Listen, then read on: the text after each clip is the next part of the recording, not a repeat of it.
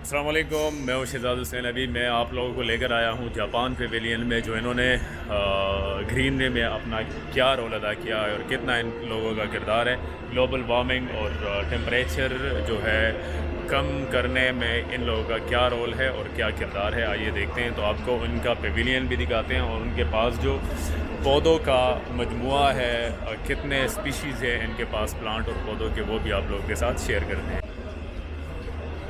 ये मुख्तलिफ़ किस्म के फ़्लावर बहुत खूबसूरत और प्यारे ज़बरदस्त से फ्रूट के कुछ इन्होंने सैंपल लगाए हुए हैं, जिसमें खुबानी, अलूचा, ये स्पीशीज़ है।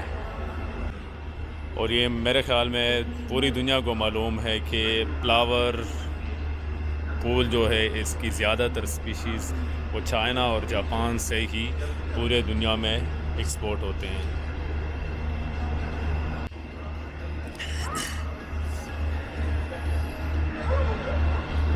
ये और मुख्तलिफ़ किस्म के पौधे और फूल वग़ैरह है।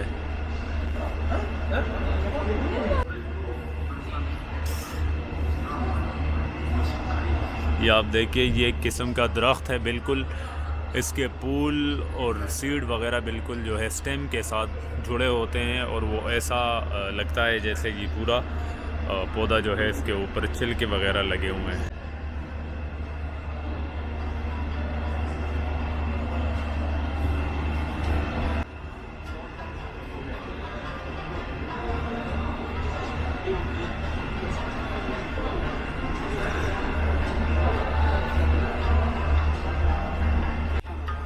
ये पौधे तो बायोलॉजी के स्टूडेंट जो मैट्रिक में भी है वो भी जानते होंगे।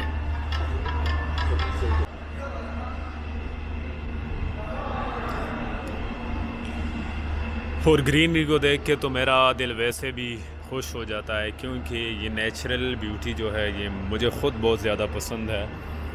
दुनिया की जितने भी खूबसूरत मकामात हैं जो पहाड़ी के साथ, दरियाओं के साथ और पौधों और दरख्तों के साथ खूबसूरत होते हैं, उन जगहों का विज़िट करना मेरा एक ख्वाहिश भी है।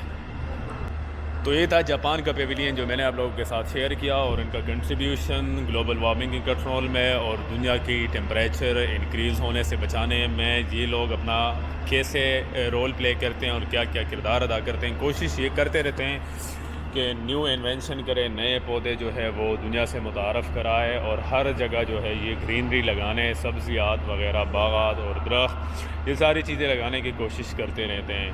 हमारे पेज और यूट्यूब चैनल को लाजमी सब्सक्राइब करें। Thank you so much. अल्लाह हाफ़िज़।